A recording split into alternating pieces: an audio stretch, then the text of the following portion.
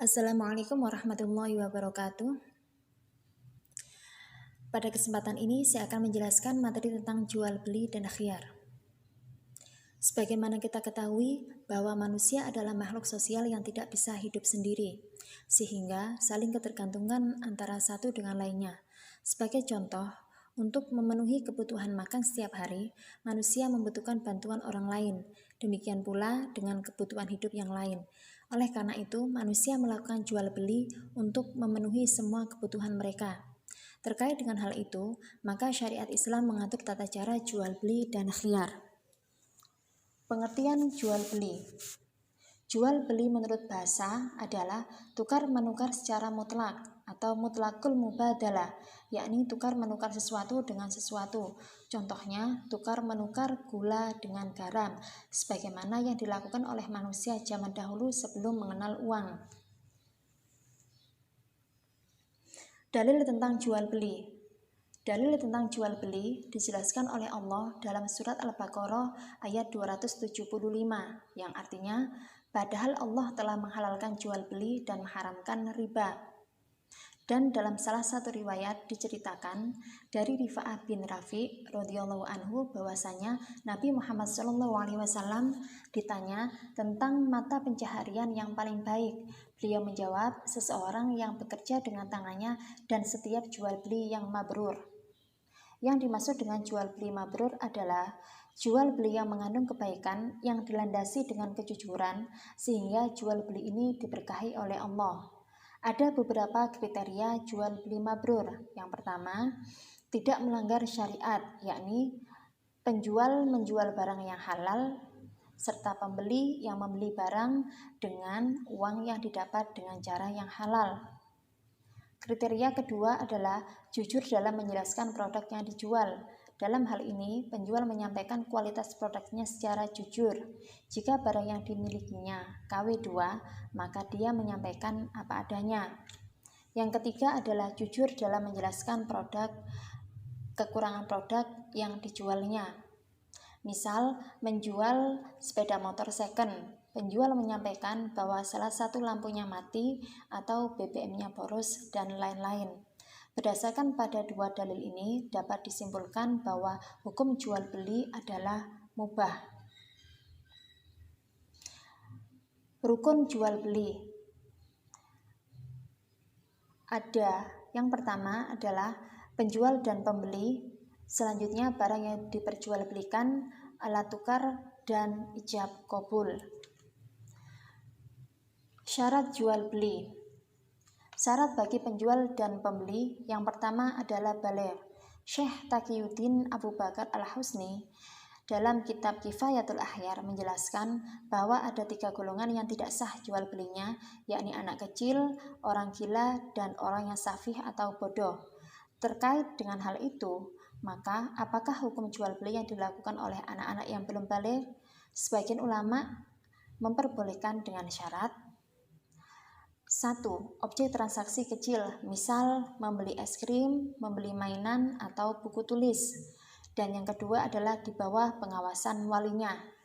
Syarat selanjutnya adalah berakal sehat, sehingga penjual dan pembeli dapat mempertimbangkan sejauh mana manfaat transaksi jual beli yang mereka lakukan.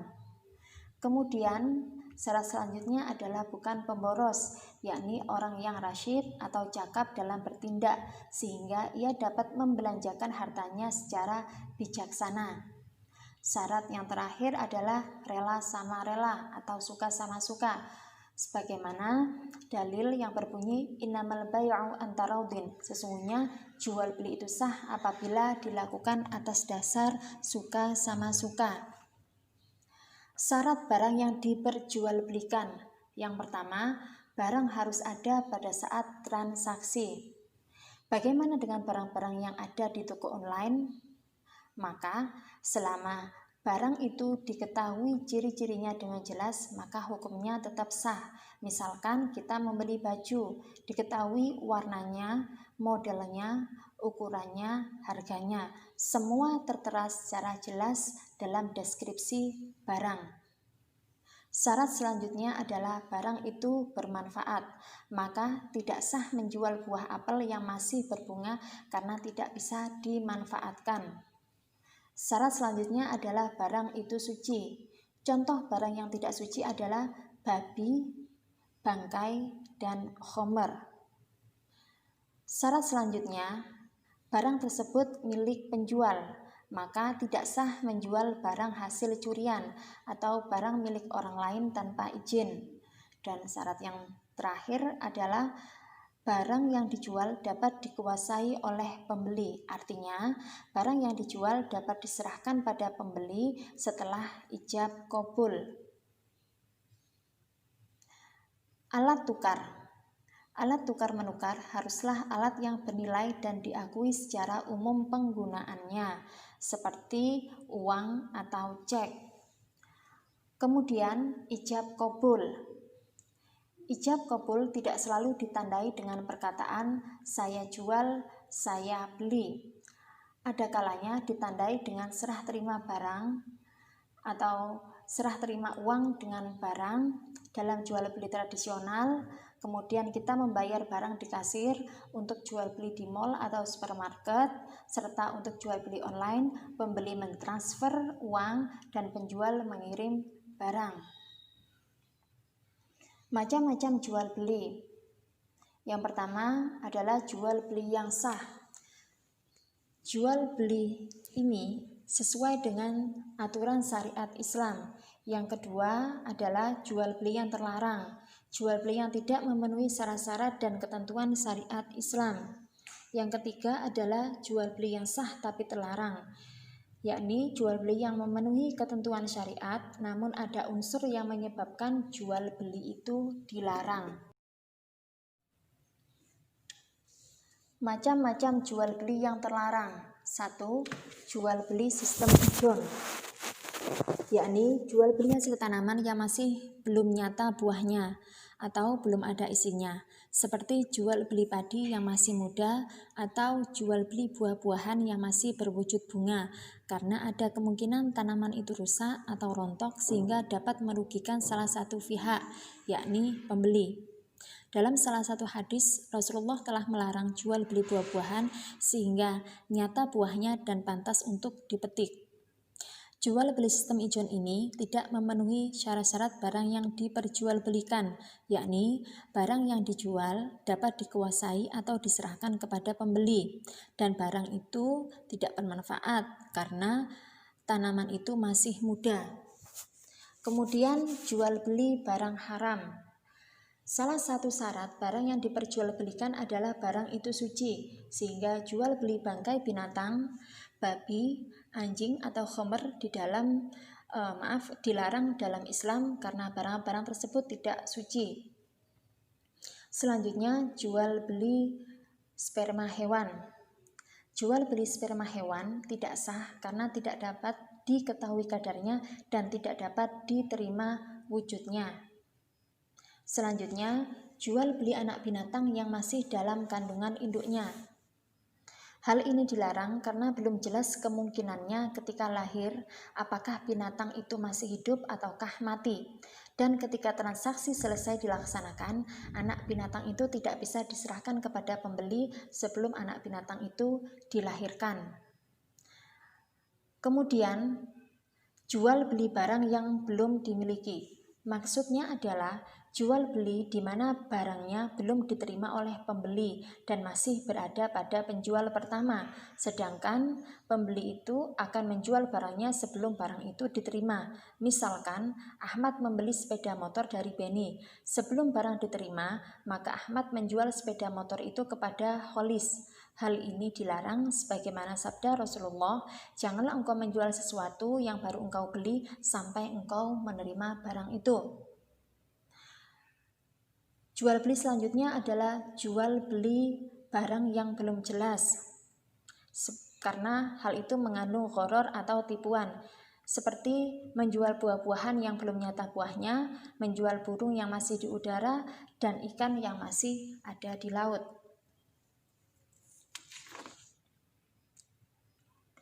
Macam-macam jual beli yang sah tapi terlarang. Pertama adalah jual beli pada saat khutbah dan sholat Jumat. Larangan melakukan jual beli pada saat khutbah Jumat dan sholat Jumat berlaku bagi orang-orang yang memiliki kewajiban untuk melaksanakan sholat Jumat. Perintah meninggalkan jual beli dalam Quran Surat Al-Jumu'ah ayat 9 bermakna larangan untuk melakukannya, sehingga jumhur ulama berpendapat bahwa jual beli saat khutbah Jumat atau saat adzan kedua pada sholat Jumat hukumnya haram. Namun, bagi orang yang tidak masuk dalam kategori wajib melakukan sholat Jumat, boleh melakukan jual beli. Akan tetapi, yang lebih utama adalah meninggalkannya, sehingga ia dapat mendengarkan khutbah Jumat atau mengisi waktu dengan berzikir. Selanjutnya, jual beli dengan cara menghadang di jalan sebelum sampai ke pasar. Jual beli semacam ini memungkinkan penjual tidak mengetahui harga pasar yang sebenarnya, sehingga ia menjual dengan harga yang lebih murah dari harga pasar. Dan ini dapat merugikan penjual. Namun, dengan berkembangnya teknologi di mana seseorang dapat mengakses berbagai informasi dari internet, maka jual beli ini sudah tidak relevan lagi. Selanjutnya, jual beli dengan niat menimbun barang. Hal ini dilarang karena dapat menimbulkan kelangkaan barang sehingga dapat menimbulkan keresahan di masyarakat yang membutuhkan barang tersebut. Misalnya, dalam masa pandemi COVID ini, seseorang memborong seluruh hand sanitizer yang ada di pasar sehingga masyarakat kesulitan untuk membeli barang tersebut. Setelah hand sanitizer itu benar-benar langka, maka orang tersebut menjualnya dengan harga yang tinggi. Kemudian, jual beli dengan cara mengurangi ukuran dan timbangan. Misalnya, seseorang menjual gula 1 kg, namun berat sebenarnya hanya 9,5 ons, atau seseorang menjual kain 1 meter, namun ukurannya hanya 90 cm, sehingga hal ini merugikan pembeli. Selanjutnya, jual beli dengan cara mengecoh. Jual beli ini mengandung unsur penipuan terhadap pembeli. Misal, seorang penjual meletakkan ikan yang segar di atas onggokan, sedangkan yang kurang segar diletakkan di bawah onggokan. Saat menjual ikan tersebut, ia mencampur ikan segar dan yang sudah layu, sehingga membuat pembeli menjadi tidak rela atau ridho karena merasa tertipu. Yang terakhir adalah jual beli barang yang masih dalam tawaran orang lain. Jual beli ini dilarang karena mengecewakan orang lain. Misalkan, Pak Huda sedang menawar mobil di showroom. Tiba-tiba datanglah Pak Soleh yang membeli mobil yang masih ditawar oleh Pak Huda tersebut.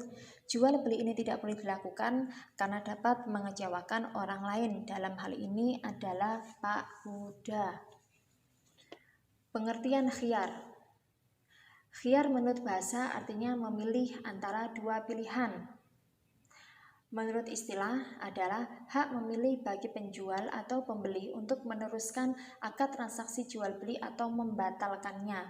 Khiyar bertujuan untuk memberikan kesempatan bagi penjual dan pembeli untuk berpikir tentang baik buruknya transaksi jual beli ini sehingga tidak ada penyesalan di kemudian hari. Dalil khiyar.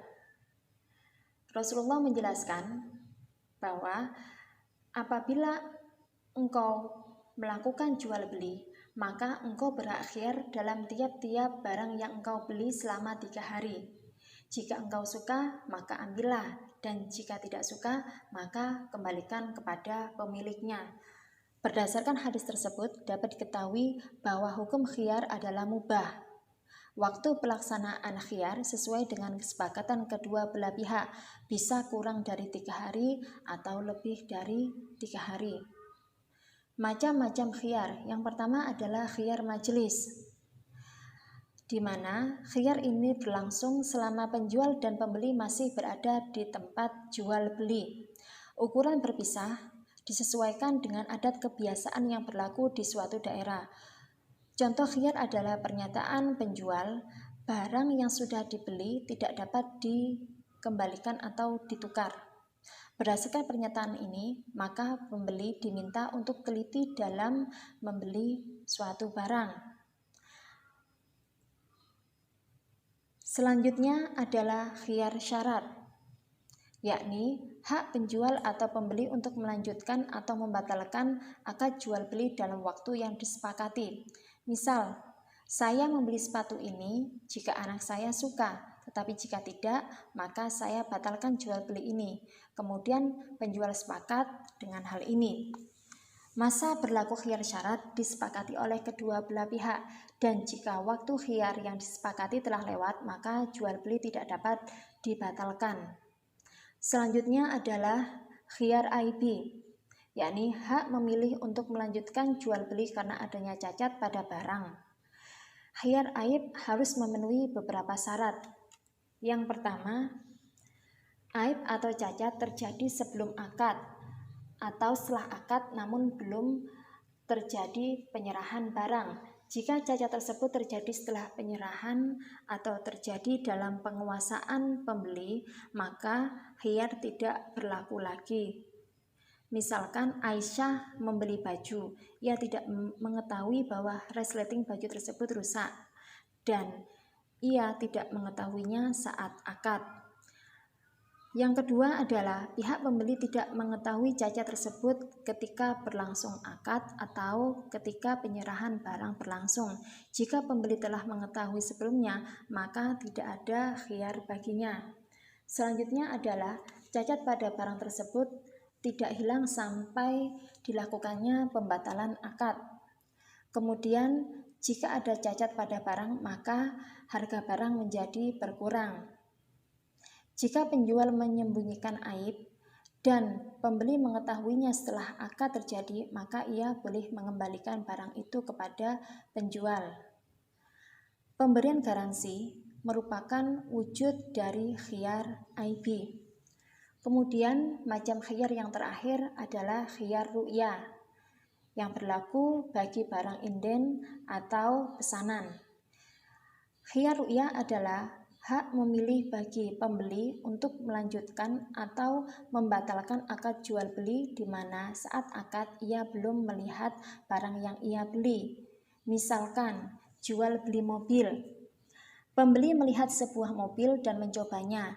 Ia setuju untuk membeli mobil jenis itu dengan warna yang berbeda.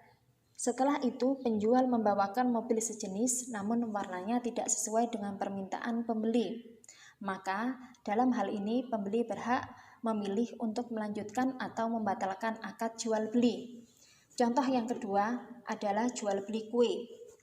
Seorang penjual memberikan sampel atau tester kue kepada pembeli. Setelah dicoba, pembeli merasa cocok dengan rasa kue tersebut. Akhirnya, ia memesan kue dalam jumlah tertentu. Namun, saat barang pesanan tiba, ternyata rasa kuenya berbeda dengan tester yang diberikan. Maka, pembeli berhak untuk melanjutkan atau membatalkan akad tersebut. Ketentuan khiyar ru'yah adalah pembeli berhak melihat contoh barang yang akan ia beli. Yang kedua, pembeli berhak untuk melanjutkan atau membatalkan akad jual beli jika barang yang ia inginkan tidak sesuai. Dan yang terakhir adalah hak melihat barang bisa diwakilkan. Hikmah jual beli dan khiyar. Yang pertama adalah menghindarkan terjadinya penyesalan dari kedua belah pihak atau salah satunya.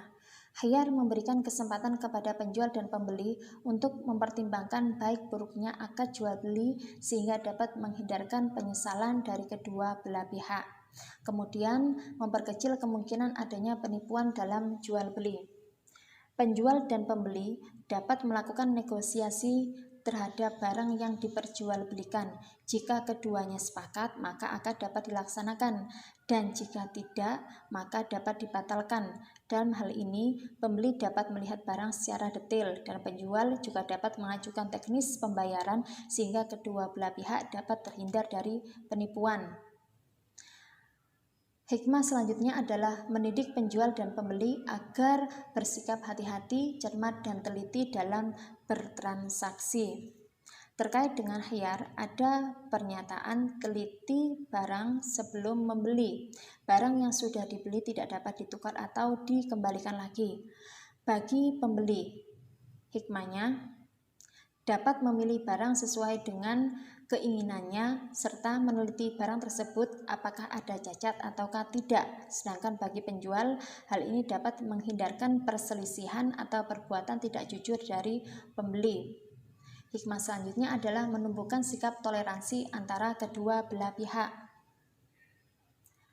Khiyar dapat menumbuhkan sikap saling menghormati antara penjual dan pembeli, sehingga kedua belah pihak dapat menghargai keputusan masing-masing. Itulah yang bisa saya sampaikan. Akhirul kalam. Wassalamualaikum warahmatullahi wabarakatuh.